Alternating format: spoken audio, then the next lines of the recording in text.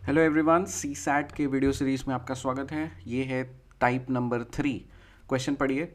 In a class test every third question is related to English and every fifth question is related to history. What is the maximum possible number of questions in that set.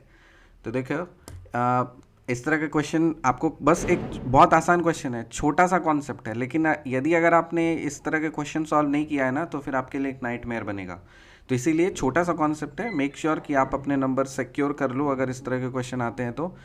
बोल रहा है कि एक class test में हर तीसरा question जो है वो इंग्लिश होता है और हर फिफ्थ क्वेश्चन जो है वो हिस्ट्री होता है।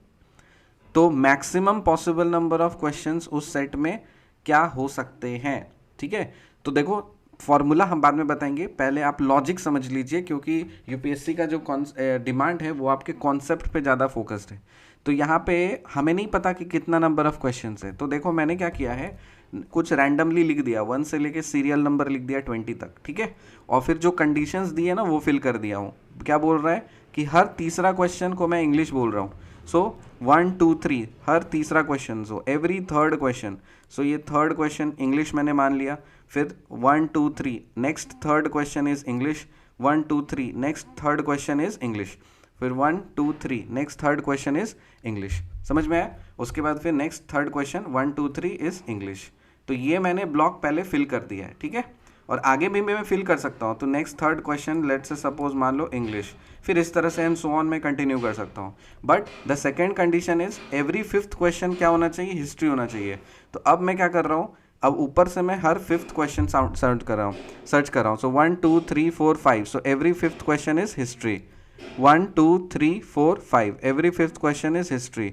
1 2 3 4 5 every fifth question is history. अब यहाँ पे देखो गड़बड़ घोटाला क्या हो गया कि ऐसा कैसे हो सकता है कि 15th जो क्वेश्चन नंबर है उसमें इंग्लिश भी रहेगा हिस्ट्री भी रहेगा। ऐसा थोड़ी ना हो सकता है, because every one question will have one question only, so every one serial number will have one question only।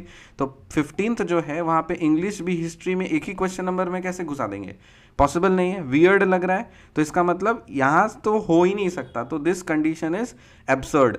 अब ये नहीं हो सकता तो इससे ज़्यादा तो पॉसिबल हम जा ही नहीं सकते। There is no possibility of going beyond this. लेकिन क्या हम 15 क्वेश्चंस रख सकते हैं क्या उस सेट में? नहीं। अगर हम 15 क्वेश्चन रखेंगे सेट में तो according to the condition I have to accommodate English and history both in the same question number, which is absurd and not allowed.